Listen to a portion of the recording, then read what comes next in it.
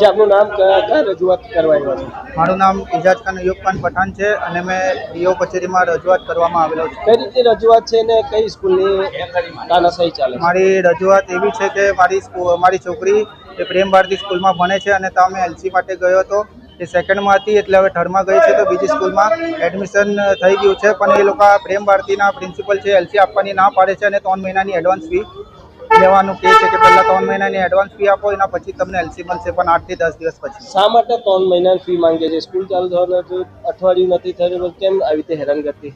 એ હવે એમ કે અમારો એટલે જે છે એમ કે 1 જૂન પછી એમ કે ફી લાગે છે, એટલે 3 મહિનાની ફી એડવાન્સ લાગે છે એમ.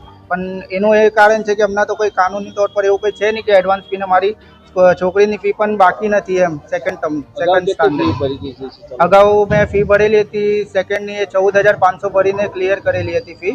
ને હવે આ નવું વર્ષ શરૂ થયું છે તો એમાં થર્ડમાં તો જવાની નથી પ્રેમ ભારતી સ્કૂલમાં, તો હવે 3 મહિનાની એડવાન્સ ફી 2550 રૂપિયા માંગે છે.